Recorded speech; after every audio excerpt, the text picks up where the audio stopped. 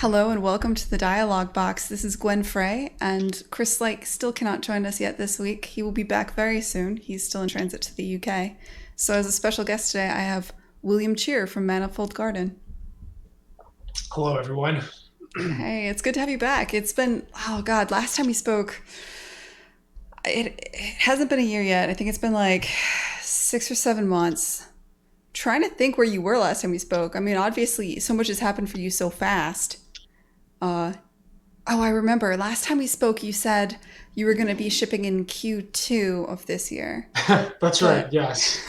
not to be the one that brings that up again.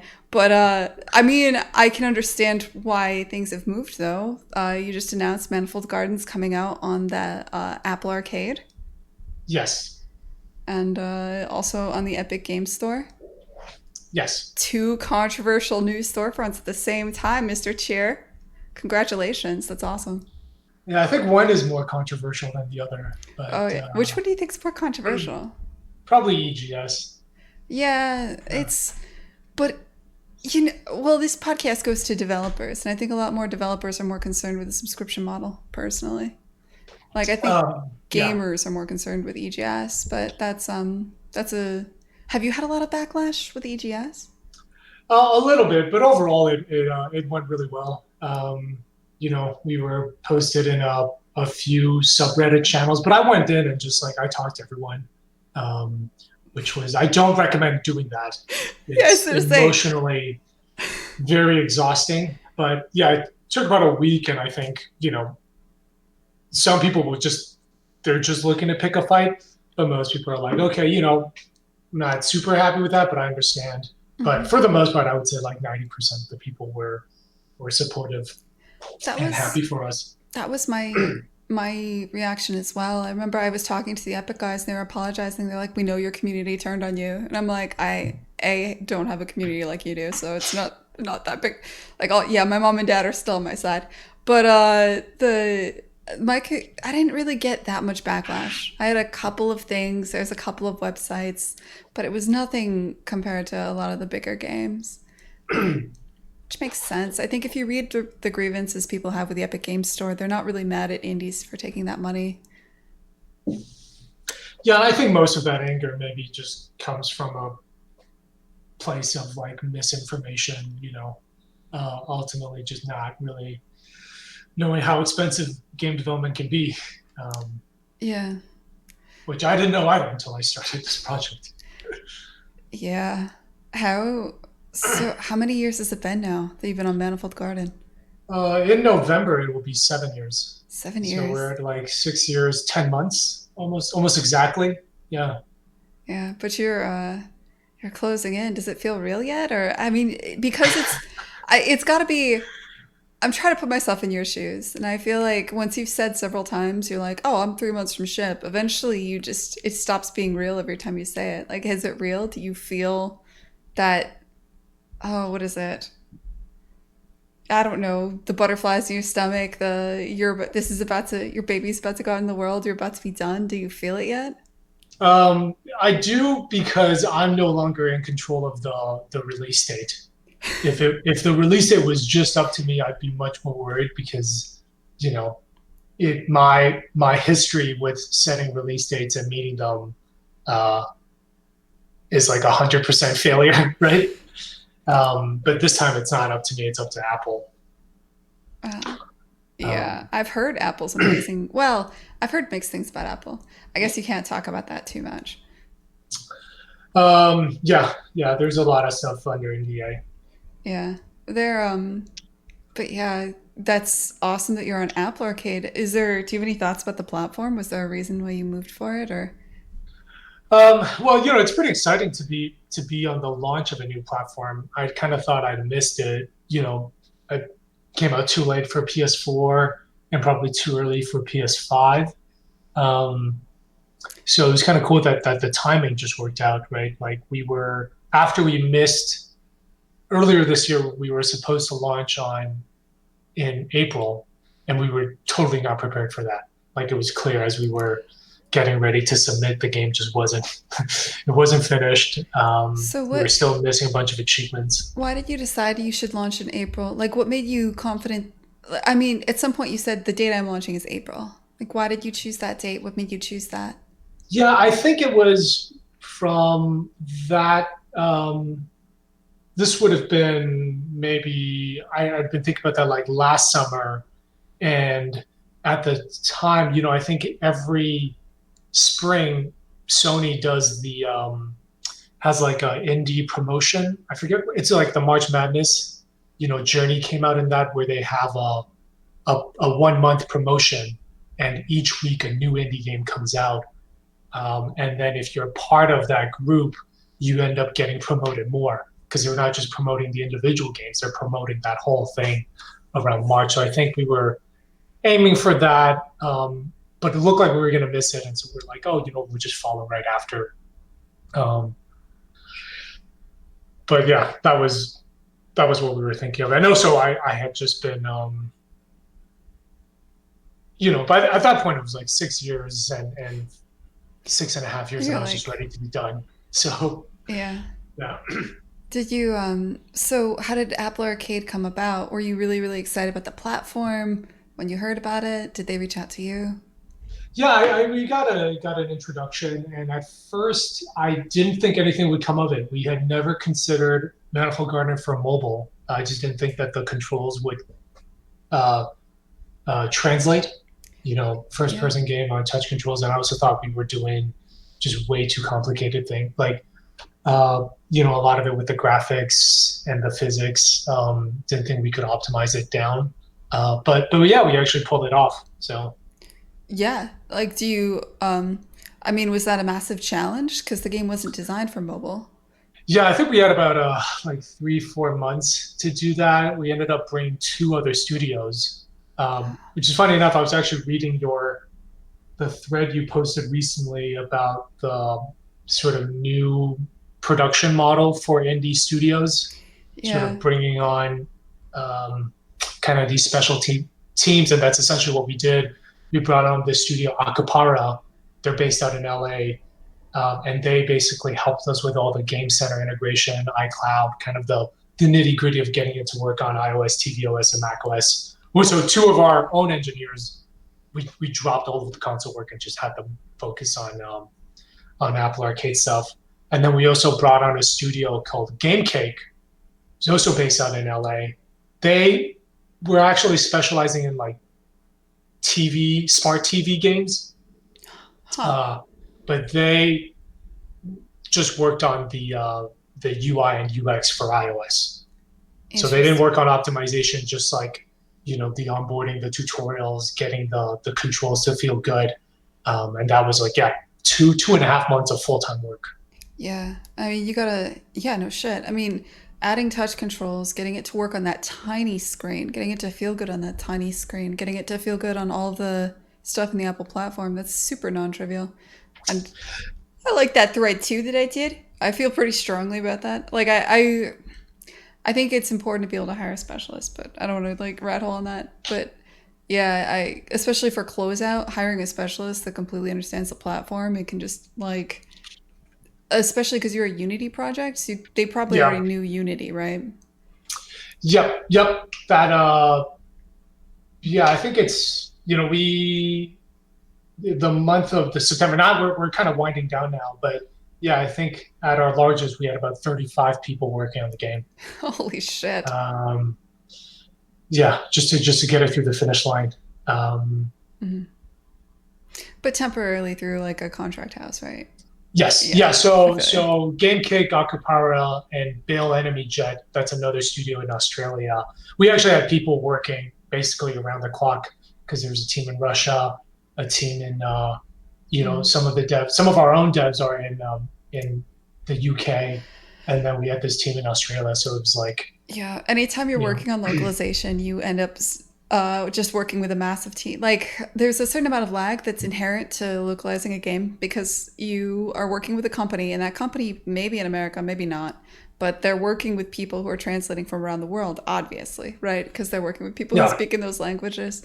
And so it adds this lag, and it also creates this thing where, like, do you have a fixed schedule, or do you end up sleeping odd hours at times? I do now because just to coordinate with people in the US, right? So our morning check-ins are 9:30 a.m. my time, and it's just sort of easier to have that so people know uh, when we can expect people to be around, et cetera, et cetera. Cool. Dude, it's getting real. It's getting close. So let me Yeah. think. Let me think about Apple Arcade. So you're this is incredible that this is your first game and that it's coming out on these two new platforms. To be Uh, fair, I've remade the game like 40 times, so this yeah, is really, it's really your 40th game. Well, it's the yeah. first one you're shipping, so there's that. And yeah, Apple Arcade. I'm I don't know, I'm torn. Alan brought up something that was really interesting about that platform, which is half the people on it are from kind of AAA or PC focused and are porting their games over, and half the people are kind of mobile focused. And you're definitely in the first camp, right? Right. Do you think, how do you think consumers will go for that? Like, do you think people who play games on phones will be interested in Manifold Garden? I mean, I think it'll do well. Like, I obviously the TV and the iOS make sense, but like, I'm curious to see, are you proud of how the game is on a phone? Do you think that's just as good or? Yes, yeah, we're super happy with that, and all of that's all thanks to GameCake. I mean, when we were first thinking about the controls, I don't play a lot of iOS games, so much less like first person on iOS. And my immediate thought was just to put two joysticks, one bottom left corner, one bottom right corner, um, kind of virtual joysticks. But the way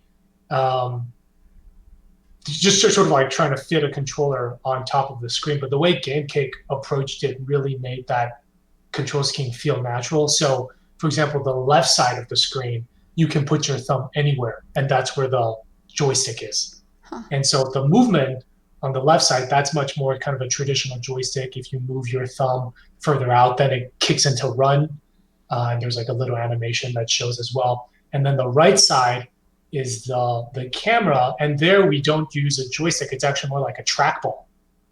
Okay. So you can kind of spin, and there's this momentum.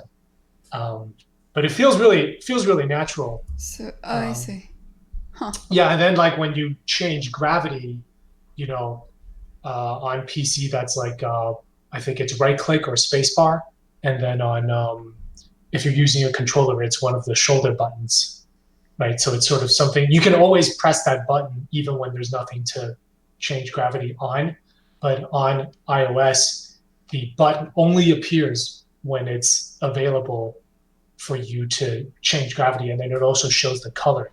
So as a result, we no longer need the reticle on iOS, because that on the PC version, the reticle also shows you like when you're within distance to pick up something. But Mhm. on iOS, we just have the object highlight, and you just tap on it. Yeah. See, So this yeah, this terrifies me, and here's why. I think that soon we're all gonna have to do this. Like between Stadia and Apple, and I see a world where mm, Game Pass is on the console and PC now, and I think it's a matter of time before they move into like tablets. And I think you know how now if you're in AAA or most devs I know have to worry about controller plus mouse and keyboard, and you always have to yeah. plan for both. I think soon we're gonna all developers are gonna have to plan for their UI UX to be on touch devices as well as controllers as well as mouse and keyboard, and I hate that. Just Yeah, the thing with iOS devices is you also have to support controller on that, yeah, but I mean you because had you can that, Bluetooth into it. of course. You had that figured out though, I hope, right? Yeah, but it's not like we can't just take the PC controller setup and put it in. We have to like tweak it a little bit for that. But yeah, it's challenging. Fortunately for tvOS, you can force players to use a controller, so you don't have to support the Apple TV remote. Oh god, I didn't even think about that. Jesus. Wow. Dude, I've got issues with controllers right now just because of things I didn't consider as far as trademarks go. Whenever possible, I try to use generic art for Xbox, PS4, Switch, everything, and generic names for things. But the thing is, like, you're not allowed to do that. Like, you can't call the left thumbstick on the Stadia controller the when you press it, you can't call that the left thumbstick button. You have to call it like stick down and Right. things like yeah. like because there's all these trademarks and copyrights and shit, and so I'm in weird legal hell right now just dealing with this. This is going to become Gwen bitches for the next 5 minutes about shit. Like on it set me off because you said shoulder, and I know for a fact shoulder is something you're allowed to say on some controllers but not on others, because for some reason it's called like shoulder and trigger on some platforms, and on some it's the L1, L2, R1, yes. R2. Yeah. Oh yeah, for PS4 or Yeah. the Dual Shock controller, excuse me. Don't dare call it the PS4. We'll get suited That's fucking. right. Yeah. Oh, sorry. I've and the legal disclaimers, because so with Stadia we support all of them, right? But we also support if at any time you unplug one controller and plug in another one, it has to update your UI and hot swap between them. And Mm. not just that, if you like decide while playing you want to set your keyboard to Dvorak for some fucking reason, it's got to hot swap all the key bindings and everything and show you. So if you have like, say you have WASD on a normal keyboard, and on Dvorak that'd be like comma AOU. Uh, so the buttons this is pretty cool. If you set your hotkeys to be WASD, Stadia will detect that and will like change them. Will change the hotkeys. So if somebody inputs comma, okay. So say on a normal keyboard you have WASD, right? Yeah. If you have a Dvorak keyboard, the W, the AS, and the D are all like spread out, right? That'd be a pain in the ass. So the platform automatically updates and to say if somebody hits a comma, that's actually W, which is awesome. But what it doesn't do is tell your game UI, like, that's not WASD anymore. That's now comma AOU. And you got to figure that shit out, right? There's just Right. stuff like that just keeps coming up. And in a way, I should be happy because it gives me something to do so I'm not losing my mind. Because I'm like, I got the Switch, the PS4, and the Xbox going through cert, and if all I was doing was sitting here waiting, like, I'd lose it. But fortunately, there's a never-ending pile of random stuff to do for this other new console that I'm coming out on, Stadia, which is, to be fair, like, everything they're doing is really cool and it's hard to complain. And it's really fun being on a new console and a new storefront, you know what I mean? So like Right. I can't I can't complain really. Like some of this is growing pains with the new console, some of it's just learning new stuff, and I really do like a lot of the stuff they're doing, but like and in a way, yeah, I really can't complain. I need the busy work. Like the waiting is killing me. The waiting to launch. Do you feel that, or are you just still in it?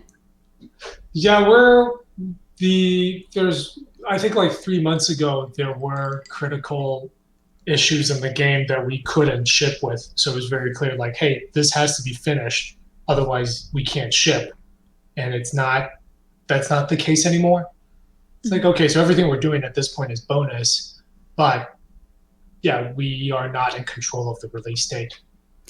Yeah. Um, For me, it's a step like once you've committed, there's the point where you have content lock, where it's like my programmer Elmore is porting the platform. I am not allowed to change things unless it's critical, because that you can't shake the jello. He's got to finish. He's trying to optimize. Like he can't be optimizing while I'm fussing with effects, right? yeah, So it's kind of like there was a point where I had to just stop, but it was okay because there's enough critical stuff to keep me busy. And then there was a point where we committed to cert, and now we're in cert. Now I just sit. That's my life. As far as the other platforms go, is I just sit and I just right. lose my mind. Oh yeah, we're not doing consoles. Although we were Mhm. originally we were planning on doing all the consoles and Apple Arcade and PC at the same time. Yeah. Does And Apple then Arcade have any kind of cert process? they do, but it's not anywhere close to like the 3. console, right? Yeah. Which I think is like 3-4 weeks. Yeah. Yeah, Yeah, it sucks. Anyway, but okay. So but it's yeah, I'm glad I'm more. not doing consoles at the same time. It would Yeah. have been much more difficult. Yeah, well, I mean, in a way, what you're doing is it's not trivial to take your game, add a completely new control scheme later on, and then come out on. Honestly, I feel like if you're doing one console, the others are not as bad. But if you're doing Apple Arcade, you're talking multiple screen, like your game has to run at multiple resolutions, and I don't think people realize what that can do to your UI or anytime you have text. Also, I don't know if you're planning to come out on how many languages do you need for Apple? I think it's like 15 or 16. Yeah, we've already localized it to all that, but I think the hardest part was supporting right to left, so Arabic. Ooh, Uh, yeah, we had to. Text Mesh Pro doesn't support that, and but fortunately somebody else like made a hack, and then we had to use that and like make a bunch of changes. But yeah, we finally got it working. Jesus, left to right. I don't even know what that would mess up, but it would probably be everything. That's interesting. Yep. Wow. I mean, it's cool that Apple's supporting that. That I mean, it's been known Apple's forcing all their developers to support all these languages, so, um, which is cool. But yeah. Yeah, for us it's not too bad. I think like it's we only have text in the UI, Mhm. and I would say even probably a quarter of it is Apple specific text. Save resolutions and all that stuff, or like save conflict resolution. But we are what was I saying? The Yeah, I know some games. I think like Jenny LeClue, which is like a point and click adventure. I Yeah. think they've got a much more challenging workload ahead of them. Yeah. I think I've got 6,000, 7,000 lines strings. So it's not super bad compared to like I imagine Jenny LeClue's I don't know the length of that game, but we're looking at least 6 times that, I would guess, based on what I know Yeah, about that game. But do you know how many strings of dialogue you have? I mean, you don't have dialogue. Yeah, you're ours doing. is like 600 strings. Yeah, that's it. Yeah, okay, that's not super bad. But to be fair, the hardest part isn't the number of strings. The hardest part is definitely the UI, right? Like building that flexible UI. And I haven't had Yeah. to do right to left, so mad respect for that, man. Interesting. So what are some other gotchas that have been coming up for you? Just the sheer number of devices that we have to support. Hmm. Like I didn't realize until last week that we had to support iPod Touch. My initial reaction when we were told that there was a crash on the iPod Touch was, "You guys are still making those?" And it turns out there is in fact a 2019 model, and it's weird because it's not even the iPod isn't even a category on the Apple website. It's under Oh, music. I could totally see there being that too, Um, because you don't want to give your kid a fucking iPhone. Yeah, I think that's Yeah. where that's like who's using those. It's parents getting them for kids as like their first device. Yeah. But yeah, nobody on the team had an iPod Touch. I had to go out that night to buy one. And basically, what happened was we weren't because we weren't accounting for it. It was just defaulting to like a higher preset for the visual effects, and that was causing it to run out of memory. I see. But so it was a pretty easy fix, but it was just an oversight on our part. All right, cool. Sweet. Let me think of what else. Yeah, we had I'm trying to think of what we had. We hit I didn't want to say this publicly until I had fixed it, but we had a problem where if you undocked the Switch, it was running at 20 frames per second. And my first cert, I actually just because we didn't even I'm ashamed to say like we were moving a lot faster for Kine. Kine was a much shorter dev cycle, right? So we didn't really do any optimization at all. And then we ran out of time, and so we figured we would do our first pass cert on the Switch, and then do a day one patch that fixed the frame rate where we included our optimization. Fortunately, we don't even have to do that because we failed our first cert on the Switch. So we went into and we had the optimization done by the time for the second cert. So we're in there will oh no, we lost William.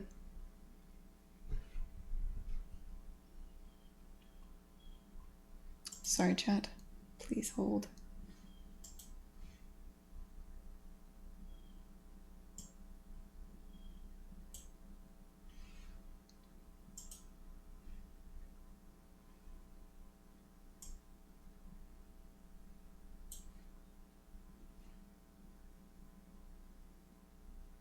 He's gone.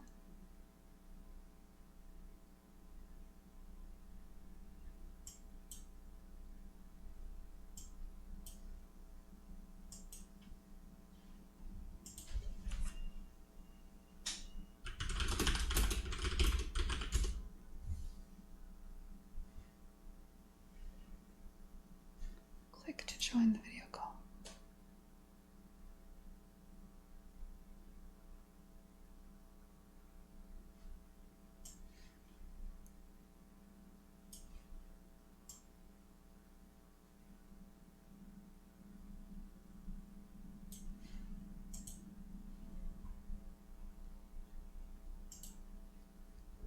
I updated to Windows 10 and it's causing me all sorts of problems. Oh, his PC crashed. Okay, got it.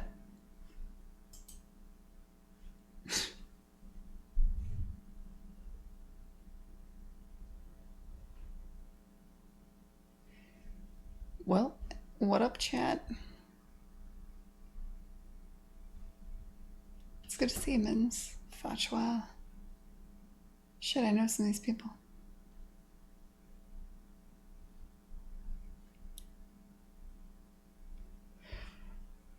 Oh, take your time, man.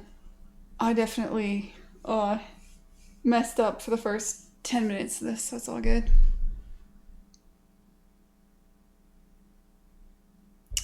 Yeah, I'm coming to Stadia. I'm pretty excited about it.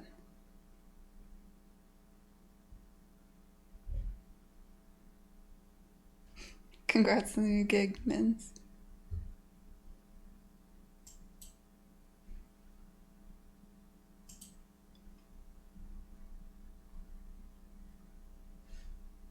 Read that later.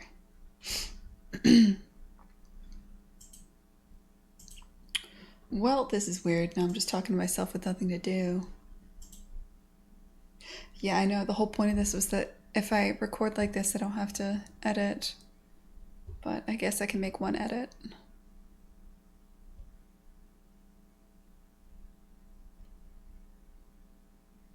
Definitely could have edited the one from last week better. Alan gave me like every opportunity to edit that really easily, and I just didn't take it. It's just really, I don't know. I'm just running out of give a shit. This close to launch, I'm just lazy by nature at this point. It's not even running out of time anymore. It's hard to explain. It's kind of it's weirdly exhausting because you're just waiting and you're stressed. Thanks, Calix. Most of the time it's not quite real yet. Senioritis? Maybe. I feel like you think what's going to happen is that you're going to have all these things that you want to cram in at the last minute. But in reality, I haven't done anything creative, like actually creative, in so long. I'm scared that I can't anymore.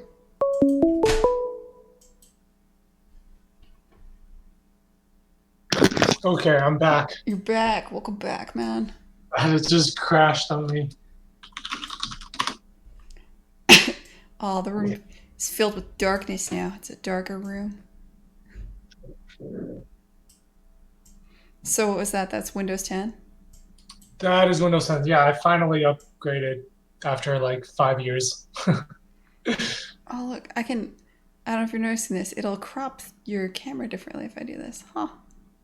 Sorry.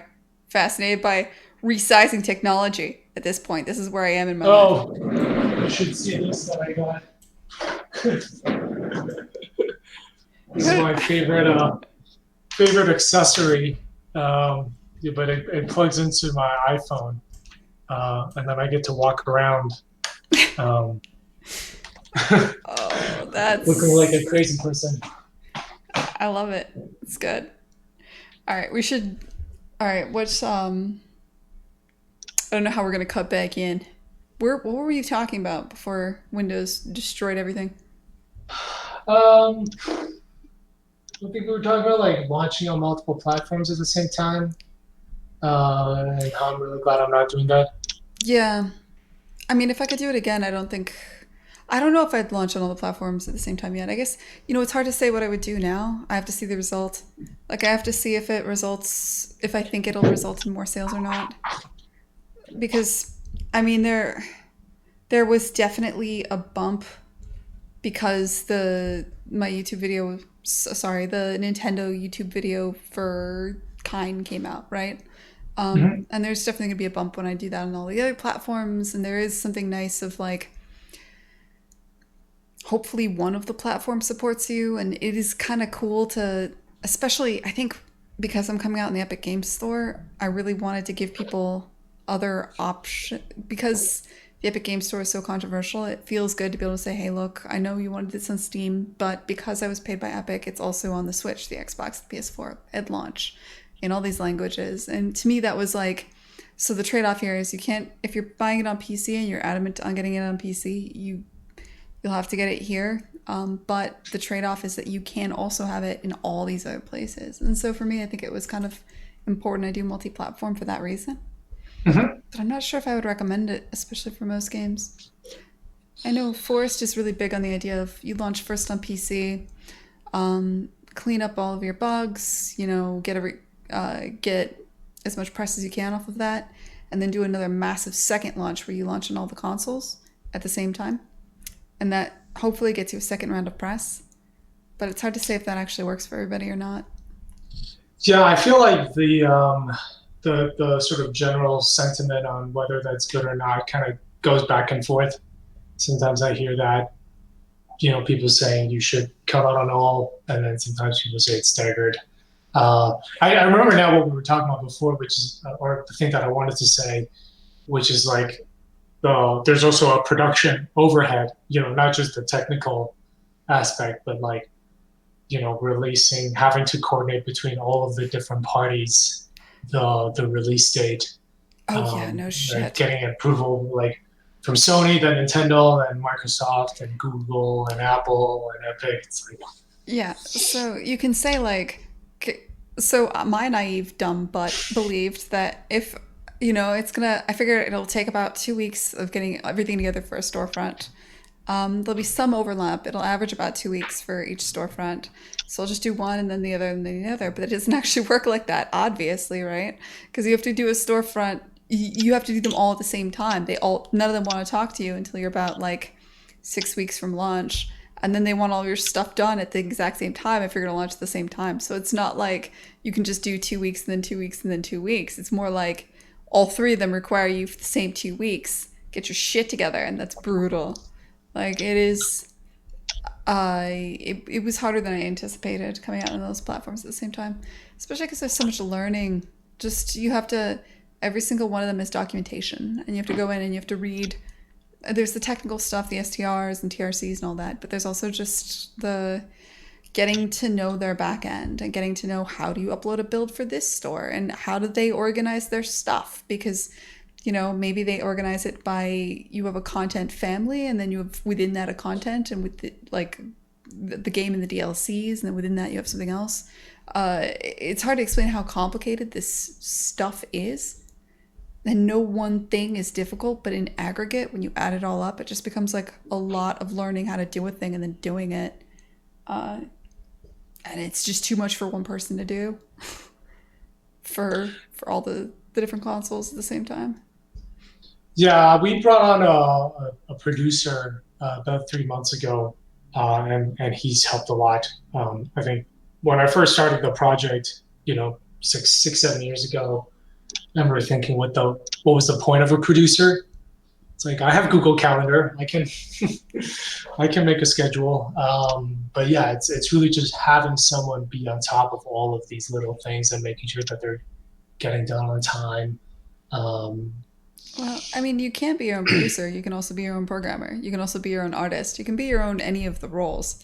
But what it comes down to is is it that important to you that you are the one that sends all the emails and figures out all the right. bullshit for the back end? Probably not, right? Like, there's creative decisions that have to be made. After your computer crashed, I was just talking about this, but I feel like because it did just occur to me. I don't remember, I haven't done anything creative for months. And I think that's part of what sucks about the end of it is you reach a point where it's literally just I'm optimizing and I'm getting everything ready for launch and I'm setting up the storefronts. And I guess, I mean, how much creativity can you enjoy, can you find in rearranging the same three key art shots 40 different times for the different scales of images you need for these storefronts, right? Like, there's only so much joy you can derive from that. And spreadsheets and everything. And I don't like, have you hit that point yet where you're not making anything anymore? You've stopped making? We are still making a few things, but yeah, that I would say that's probably like 10, 15% of the work now. It sort of feels like that's my second job, actually working on the game. It's like my day job is all the administrative tasks. So, 5, 6 meetings a day, and then looking at spreadsheets. And then it's like, okay, now after dinner in the evening, I have some time to jump into the game and do some level design. You're still Uh, level designing. Not it's not we're not making entirely new levels. It's just sort of going back and refining a few areas that are really placeholder looking. I So see. none of it is critical. It's just like, well, we have this extra time. Let's treat it as bonus and refine the things that we've always wanted to. Yeah, I can understand that. Yeah. So when do you think you'll come out on consoles? Do you have a plan for that Um, or? well, we're starting to work on all of them this coming week. So the PS4 version is pretty much ready to go. What was holding us back, uh, I think back in April was just that the game wasn't finished. But we're like revisiting all those and getting. We want to make builds, a PS4 build, and then send that off to the QA team just to see where we're at. I see. Have you put any thought into the PS5? No, yeah, um, yeah. I don't know what that's gonna be like. I imagine they're gonna have backwards compatibility, and so it's like, well, what does that mean? Does that mean I need to, Yeah. does that mean like any PS4 game will just work? I mean, Um, there's different ideas behind this and there's different strategies. And I think the one I would agree with is if you are a, it's really, really good to be a launch title, but they're probably not going to give you press if you've already come out somewhere else. So being a launch title on PS5 where you're not like their darling may not be worth it, especially considering there's going to be fewer PS5s initially. Whereas right. this is the time in the market when there will never be more PS4s than there are right now. And people who have PS4s and didn't get a PS5 for Christmas are going to want content. So, or their birthday or whatever thing, right? So there is a pretty strong argument for still releasing on PS4, especially if you're doing it like, I don't know if you're launching Q1, Q2 next year. Probably Q. Yeah, we're aiming for Q1. We still have to wait and see. But yeah, and I think PS5 isn't expected to come out until like Q4, right? I don't know if they've said anything officially, and I don't have Uh, any friends at Sony, so I have no idea. But I would suspect well before Christmas. Otherwise, it wouldn't make sense, right? Like it would. They're gonna wanna. I don't know. Yeah, probably Q4. yeah, I mean, I don't know anything. I'm not having those conversations. Yeah. No, me neither. I think I don't know. I've never been able to get good contacts at Sony. They're like a black hole in my what do you call it, network or whatever. Um, I guess I should probably know more about what Xbox is doing. I assume they're coming out with something too. Like XCloud has flown way under the radar. I never hear anything about it, which is funny because I should care more. I am coming out on Stadia, right? They are technically competing. Uh, Oh, because of Game Pass? well, I think of XCloud as being another streaming alternative to Stadia, right? Right, right, Like yeah. I think of it as a kind of it's a more of a gently dipping your toe in rather than a jumping into the water full on bore with Stadia. But I yeah, I feel like I should probably know more about it. Yeah. What do you think of all the? I see these the the discussion happening on Twitter right now, which is like the Steam algorithm change, this most recent discovery update, kind of putting more focus on bigger titles and less on smaller titles, making it harder for smaller games to get wish lists. And it's like there's the situation in France with being, that hasn't passed it, but like being able to resell digital games, and finally all the streaming and subscription platforms. It's Yeah. the sky is falling, but then you talk to some people who've been in the industry for a while, and they're like, yeah, the sky's always falling. Yeah, it's hard to say, because I like haven't been in the industry forever, and I definitely was. When you're in AAA, your concerns are so different, and my concerns were so not business focused until about 5 years ago. So I don't have Mm-hmm. a like well of experience as far as business stuff goes. I'll say, from everybody I've spoken to, the France thing is just way overblown Twitter drama. That's not going to happen. That seems to be the general consensus. Is like um, lawyers are like, why are you worried about this? This is a thing that's about to get shot down. It's like a negotiation sort of a thing. So I think the France thing is out of nowhere. I think the Steam algorithm changes. I think Steam's in an interesting spot where, I mean, Epic is so open with their development, right? Like you can go see a Trello board of what they're planning to do. Steam kind of likes to do stuff and then surprise you, and there's advantages and disadvantages to both sides of that, right? To open, I mean, we're developers. So Yeah. advantages to open dev, and there's huge disadvantages to it, and it's hard to say which one's faster or slower. And it does suck that every time Steam tries to do something, if they want to experiment, there's all these people are going to come forward and be like, "You're experimenting with my livelihood." So Right. it's, like it puts them in a really shitty spot, really, where they can't really experiment with their algorithm so much, and they are such an algorithm-driven studio running their storefront. I've got a lot of opinions about Steam, Yeah. but I'm not sure if the discovery thing is is that a zero sum game? Like if one game is getting more exposure, does that mean another game is getting less? no, and you can see Steam Mhm. Labs was experimenting with a lot of stuff. Like I thought I did dive in and played around a bit with their recommendation thing.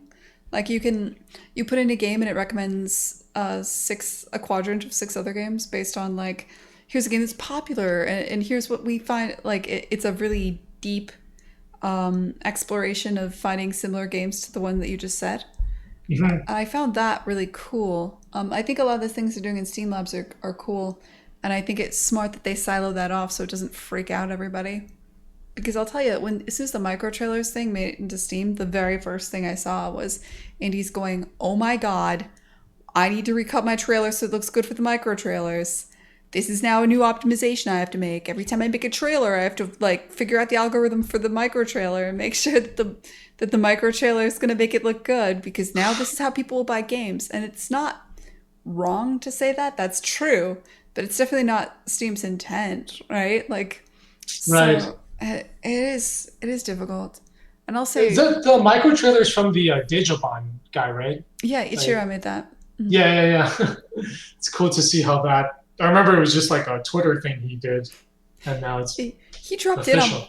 the very first one of these was just, he happened to be in chat while I was streaming one time, and he called me on Google Hangouts, and then we just talked about Steam for a while. He works for Steam now. Oh, wow. Okay. He kind of moonlights. He works remotely from Boston. He's like, I have a kid, but I'll tell you what to do, but I'm not moving out there. So I don't know if he works part time or temporarily or whatever, but yeah, that's why Micro Trailers is on Steam is because he made that. I actually really like that when people make things and then, like when Sergey went to Epic, Right. that was when I called it. I was like, Epic's gonna do a storefront. But I think that's smart. Hiring people that are really passionate about this, so passionate about it, they're making their own hobby projects. Like, and Ichiro's got ideas about Steam. I think we differ in certain ways. I would like to get your opinion on this. One thing I've talked about with Ichiro at one point was if an idea that's been kicked around a bit is what if people could curate their own storefront? What if, you know how you have curators right now, Steam curators? what if somebody could make a web page that actually just links to Steam and has Steam keys and stuff, but they can change the colors, they can, do whatever they want to do with HTML, they can set up their own storefront that looks like their stuff and decide which games they're going to put on it and recommend it. I I think a lot of people have thrown that around as a way to freshen up Steam's look. Steam looks old. That's part of this. Like, it doesn't look like a modern piece of software. But also, my argument would be if you're going to do that, you should give the people that are doing that, the curators, a cut of the sales out of Steam's cut. The argument, Ichiro strongly disagrees. To a degree that baffles me, so I can't even adequately say his arguments. I honestly don't understand his argument against it. But I feel like we live in a world of influencers, and influencers deserve to be paid for influencing. That's my opinion. I mean, I guess Epic is doing that, right, with the creator program. Yeah, that's true. Yeah. I should know more about that, but it's something. I think for the first year of their storefront, Epic was subsidizing it. But if a streamer can sell your game and get a cut out of, initially it's going to be Epic's cut of the storefront, which I think is good. What else has come out? There's been news about Control. I don't know if you've been following that. See, I've been following the Twitter drama about Epic way more than the stuff about Steam.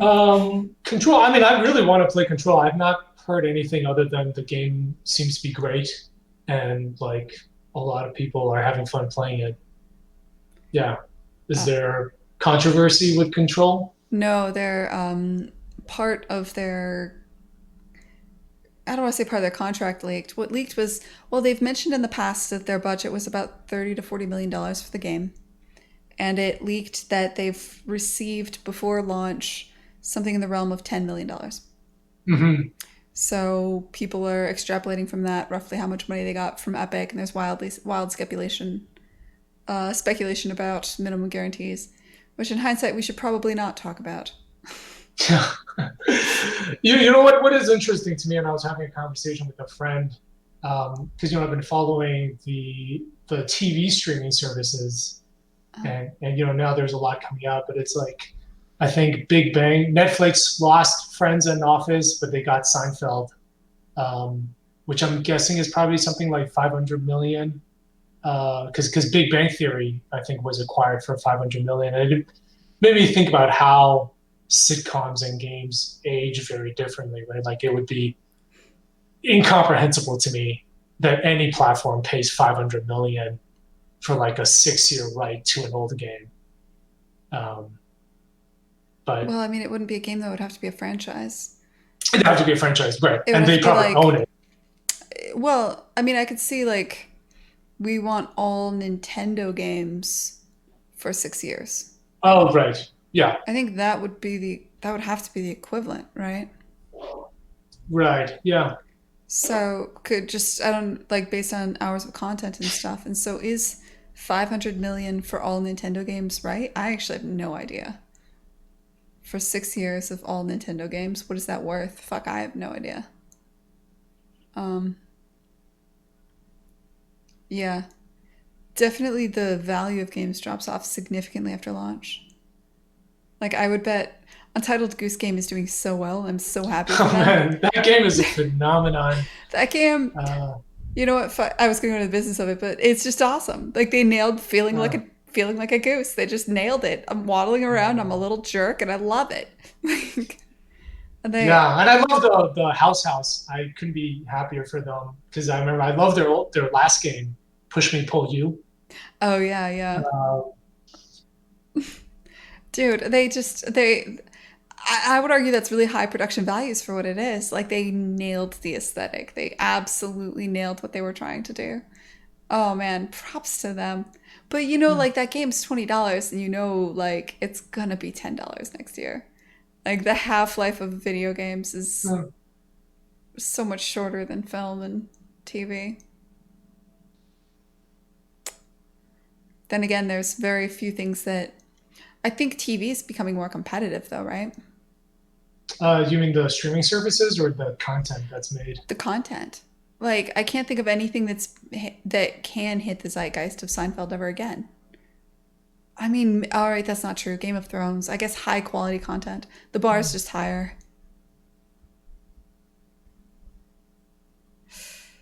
Yeah.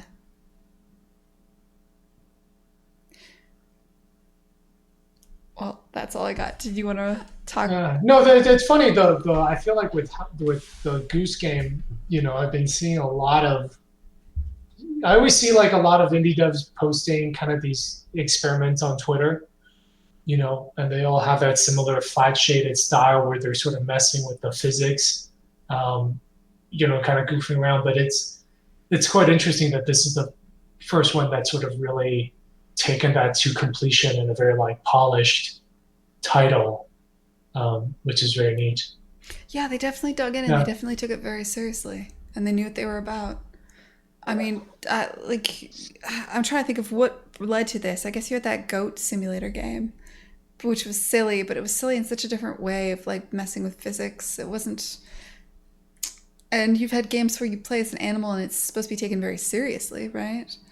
Um, yeah, but this is the first one where you got into the fiction of like, I want to be this jerk of a goose. It's like I don't, with Goat Simulator, I didn't feel like you were, how do we put it? Like there was no player fantasy pursuit there. It's not like right. the player desperately wants to be a goat. Here it's like, no, the player wants to be this goose and you want to make them love being this goose. They're gonna be this goose. They're gonna get to take that rake and they're gonna put it in the lake. That's what they're gonna do. Why? Because it rhymes and you're a goose. No. Like, there's just something about it I like. I will say, as a designer, I was talking about this in a Discord. I didn't like the having a task list to do. Hmm. I feel like that. I feel like there's something similar to that that would have been better than just having a task list. I felt like I don't know if it felt cheap. How do I put it? There's nothing wrong with having quests. I feel like it would have been more fun if there was like a point system where it felt like rather than here's a list of things to do, if it felt like you were playing around and then you discovered here's a thing you can do, Okay. and here's how many points you'll get for it, and you knew you needed a certain number of points. But like, say you went and you put anything in the lake. Anything you put in the lake gives you one point, right? Towards irritating the hell out of the farmer. But as soon as you put something in the lake, it would pop up and be like, rake in the lake, 10 points or something like that, Or Oh, as I soon as see. you see the keys, it would be like you get ideas for things to do. I think that would have been more fun. I think having just quests right from the get-go made it I think it depends on who you are, but for me, it gave me too much direction, and if I have too much direction, I'll just follow the direction. Do you know what I mean? Hmm. Yeah. But I'm just waxing philosophical on what's really a beautiful little gem. Yeah. So what are you thinking of? Do you have plans after ship? Because your game's coming out on the 17th of October. Yeah, Kine launches October Yeah. 17th. Well, I mean, after that, I've got two ships, right? Like, I've got October 17th, and then I've got the unannounced date in November when Stadia launches. Right. Um, and there's probably going to be some amount of stuff for that. But after that, I don't know. I'm actually trying. I mean, I've got loose ideas of games I like. I've got loose ideas of the future, but a lot of it really just depends on how well Kine does. So much so You that, you're already thinking about jumping into another project. well, I mean, eventually, like, I'm not gonna. Well, the alternative is sit around and be sad. Like, there's no. I make games. That's the end of that sentence. That's what I do. So, like, Right. um, I mean, I'll take a vacation, but eventually I'm gonna make a game again, and I don't know what it'll be, or I don't even really know if. I mean, I'm pretty open to different ideas. I could go work on something else for a while, some other game or something. I could make something small. I could make something big. I'm definitely keeping a pretty open mind right now. Um, but I don't know. I make games, man. Yeah. I think it helps. This is still your first one. Right. Yeah, you might have shipped a couple. Yeah. But and I know what's coming, and I've never successfully rolled off of one project and onto another and not had that kind of gloomy, shitty period. And I'm trying to do that by just slowly daisy chaining them. Like I'll Hmm. think about what I like, and it's good to get excited about the next thing. I think it's healthy and good to know that there is a life after this launches, no matter what happens, and to have a series of plans and a series of ideas of things to pursue. Um, I think the worst case scenario is to put everything into it, launch the game, put your own personal worth into the game you're making right now with absolutely no plan of to do next, and just hit that wall. Because Right. I've, done that. Eh, it sucks. I personally don't. I have difficulty enjoying a vacation if I don't know what I'm coming back to after the vacation, or if I just feel like there's absolutely no plan at all. If I feel like I've got ideas, then I can go out and I can have fun. But I can trust in like I've figured it out before, I'll figure it out again. But if I have no idea, I can't relax. Like it's impossible. So it's kind of necessary. I could show you. I usually make lists when I have no idea what to do in my life. I just start listing things on paper. So like lists of games I like, lists of things that I think are good, lists of what's most important to me, financial versus commercial success, and to what degree, and what I want to do for the next couple years. Where it fits into my life.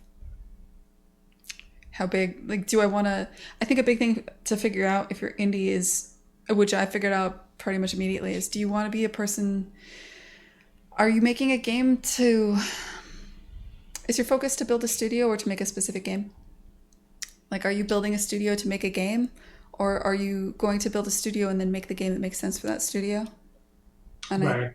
and I think personally, I always want to. Well, I mean, this could change over time, but like right now, my biggest goal is to like figure out what I want to make next, and then figure out how to make that, versus the other way around. Whereas very frequently, it's actually the opposite. It's people who are like, I have my friends, and my friends and I are going to go make a game, and that kind of sets you up to for a very different production cycle. That completely changes your pre-pro, and it changes a lot of things when you have that perspective. Or say if you're somebody who you might have a different goal to grow a studio because like it could be monetary, it could be like you feel that a market sector is very important. I don't see this ever in the indie space, it's more common in AAA. But another way to grow a studio, especially if you're going after venture capital and you're more business focused, is to aim for, I think the future is AR, and I want to build a studio that makes AR games so that in the couple years from now, I will be established, and I will be, after Series B, I'll be purchased by Google. Like that's a way you can go. That's really not my style, but like I know lots of people that do that, and I respect the hell out of them. Um, but I don't know. Just figure out what you're about. Or is this stressing you out, William? No, no, no. I'm actually thinking about that as well, but um, I'm thinking more. I think with Manifold Garden, it was very much like, hey, this is just a game I want to make. Let's figure out how to do it. And I think for the next project, if I do one, I'm more interested in thinking about how I want to make a game, and then the game is secondary. So it's almost that like studio first approach. Oh, Um, there's definitely some amount of who do I want to be, right? yeah, So figuring out what you, especially because this was your first game, you did some amount of all of it. So what parts, really sit down and think about what parts did you enjoy the most, and when were you happiest, and maybe when were you not the happiest in the moment, but what are you most proud of, and what do you want, you know? well, the one thing I learned is I'm happiest when I'm working with other people. Hmm. That is so much. I think the first 3 years I was alone, and that was hard. Um, Yeah. and the game is almost definitely way better thanks to the contributions from others. Uh, yeah, Yeah. I had a really hard time trusting people at first. Yeah. Yeah. I can see that, especially because it was your baby for 3 years. But there's so much more freedom and collaboration, and it just two heads are better than one, especially. And you have the benefit of being the one in charge of the project too, which Right. kind of matters for some of those things. Um, so it wasn't strictly collab. I mean, there's collaboration, obviously, but it was also, you were in charge. Right. Um, yeah. Yeah. What do you want to do next? Yeah. So first, I'm gonna. Fortunately, I think with the console launch and then the Steam launch a year from now, I will be pretty busy for the next 12 months, or at least the 12 months after ship. Um, just in sort of like the day-to-day business. It won't be an obsession like I think it was a few years ago. Um, Have you been like? I don't know how badly you've been crunching, and Actually, not that bad. I mean, I think the second third year of development was the worst because at that point I still thought I was gonna finish the game in 2 months, so I kept treating it like a sprint. mm, Whereas like after that, I realized it was a marathon, and I just needed to enjoy the process and sort of think longer term.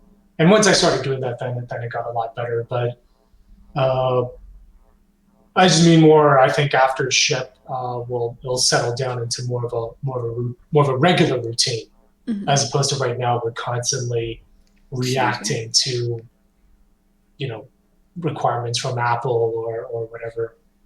Mm-hmm. Yeah, definitely, especially. And I mean, working with other people is fun. It can be really fulfilling. It can bring a lot more creativity to your project, but it can also, it means you have responsibilities. It means you have your schedule's not your own anymore. You know what I mean? You're, you could be blocking people, whereas when you work alone, you're not, Um, that's actually a good question. I'm not sure which one I prefer more. I like both quite a bit. I really do like working with other people, but I really also like deciding to go for a walk at 11 a.m. Yeah. And yeah, Um, One of the challenges for me, especially when we scaled up to 35, was we didn't grow organically, so there was no hierarchy, which meant like a lot of people were still reporting to me, and I ended up being the bottleneck. mm-hmm. Uh, it's like we bring on a 3D artist to help us do some stuff, but we don't have like an art lead, so they're coming to me with like kind of these like feedback on tiny details, but then you're also meeting with the marketing team on like how we want to approach that and the programming team. So that was hard. I would want to rethink how to approach that next time. Well, I mean, I can tell you what I did that I prefer. Because like when I hired Surface Digital, I did part of that is it comes with a one point of contact. I don't know. I guess part of it is I was just like, look, I only have so much time. I'm Right. going to be at GDC. I need you to direct the team. Here's what I need you to do. Loop me in at different times. And so I kind of, because I was hiring a team of people that were used to working together and where one of them was their lead, Yep. that made it way easier in that respect. I might have lucked out in that way. This is another reason why I did that whole rant where I'm like, it's better to hire a contract house than to hire individual contractors Hmm. for so many reasons, in my opinion. Um, I really, really do believe that would make the industry more stable. But I won't soapbox for no reason. Yeah, we certainly learned that with localization. The first time we did it, I think like 2 years ago, it was all individual translators for every language. I think we only did like seven at that point. And it just there wasn't a whole lot to translate, but the administrative work involved, it's like seven invoices, seven credits, Yeah. seven different timelines, whereas now we just work with one company to handle all of Yeah. Yeah, I work with one company. That would suck. that. Oh, man. So, what is do you have plans for what comes next? Yeah, so the 12 months we got kind of support different platforms. I'd like to take a vacation at some point since I haven't done that. I'm looking to start going to conferences again. So I'll definitely go to GDC in March. And I want to go there's one called DevGam in Russia in May. And I want to go to that. for a bit, but mostly because in previous years when I've been to conferences and GDC, people are always like, "When's your game gonna ship?" It still hasn't shipped, and I want to finally be like, "I shipped it." You should. You should do a victory lap around the world. You should talk at conferences about it and stuff. It should, like, you should soak in that victory. I mean, Yeah. I'm not going to tell you what to do. That's what I would do if I was you. Because this is a massive undertaking that you've just finished. Well, you're going to finish. Um, yeah, I don't know about that one. I've always wanted to go to a conference in South America. Just want a reason to go. Are there any? I mean, there's a big one in Brazil. Okay. Um, Is that the there's, Brazil Indie Game Festival? yeah, Uh, big. big, yeah. That's why I called it a big one. I don't actually know if it's big, but it's called Big, B-I-G. So I figure, maybe. I don't know. I just think it'd be fun. We're in the same hemisphere, and I've never been there. And I've actually been to, because I've gone to Gamescom a couple times, well, twice, and I went to console once. So I feel like I've done Europe several times. I've never been to South America, and I feel like there should. It's a chicken and the egg. It's like I want to go, but I would need there to be a reason to go. You know what I mean? Right. So I'm gonna look into it. I'm gonna look into Big. I translated kind of Portuguese just to have an excuse to go to Big. Not gonna lie. Well, I think we can end it here. It was great chatting with you, man. Yeah, likewise. All the best with the upcoming release. Hopefully, we'll have a date soon. Hey, take your time with it. This has been Gwen Frey and William Chyr, and you've been in the Dialogue Box. All right, and I'll just cut the audio there. Now we can stop ignoring the chat. Hey, guys. Do you ever work on prototypes or experiments for the next game while you're working on the first? Yeah, Elliot. I don't know who you're addressing that to. I don't know. I haven't started. Let me think. So I think at one point when I was refactoring something, I got so frustrated, I created a branch of Kine just to completely gut the undo code. So the undo code in the game is so bad. It's a miracle it's shipping, because I think when I wrote it, how do I explain this? In the beginning, I didn't realize there'd ever be multiple characters. So I made one character, and on the character is where I have the code for undo. And all it does is it's like, there's the concept of you do a move, which like rolls and moves you. And an undo just says, every time you do a roll, it's like, it records like move one, started here, ended here. As far as like your transforms go and everything, right? And so an undo would just be like, okay, take where you ended, take where you started, and just reverse the move code. And so I put that on the pawn, and that was and that with the pawn is what we call the character in Unreal. So that code lived on the character, and then I introduced the concept of multiple characters on the same level. So now I needed some system that would be like, okay, I guess move, whenever any character moves, it increments a global variable that is the move number, and every character that's not the one you're moving with, it just gets a null. And the one character that moved records, where it moved, and the others record that they didn't move. And then I introduced the concept of like, you could push something, or you could be on a thing that's pushed, or you could be on a thing that rolls. So I'm like, okay, well, the character that executed the move, that character will record also any interactive objects that moved in any way during that move. And it's difficult to articulate what a shit show this became, because like, there's nothing. There's so many fucked up edge cases in this game where like you roll onto Euler rolls onto the boat, and which makes the boat and Rue move, and all of that is stored on Euler. And technically it's stored on Rue too, but there's a bool that just says ignored that, because for the undo, because the Euler is going to be the one that undoes me. It's a shit show, and I just lost it because I was trying to like, I've slowly over time fixed every imaginable edge case, I hope. And but this can't be the way things are forever. It just can't. So I just branched and I just started fixing it in a branch. And I don't even know if the next game's gonna be anything like this, but I just need to know that I could have done it right if I knew what I was doing from the beginning. I don't know. But yeah, so there's a lot of shit like that. Uh, what else?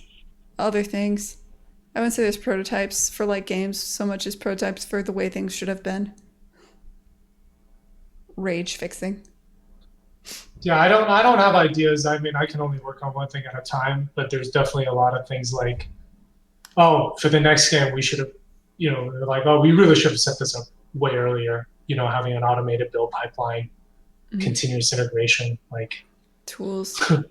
yeah, a lot of tools we should have invested in those. Like we have them now, but it's like, man, we could have used this 3 years ago. Yeah, in between projects is usually when you bolster up your tools. And I will say something, I've been thinking about this a lot. No matter what, like I think it's important. I think it's a waste to throw away absolutely all of your code and all of your work in between projects. And I do enjoy making grid-based games. I don't know if I want to make a puzzle game necessarily for the next thing. It could be puzzle, it could be like tactics, strategy, something like that. But I want to reuse some amount of the shit I've made. And I do intend to do that. Where was I going with that? Oh, we'll see. Are there any more Cool. questions? Well, I think I'm gonna sign off and get back to planning my schedule for the week. Yeah, that sounds good. Uh, but yeah, thanks for having me, and thanks for everyone for watching and listening. Thanks for joining us. Yeah. All right. See you guys. Boop. Yeah, I'll probably take off too, unless you guys have any questions.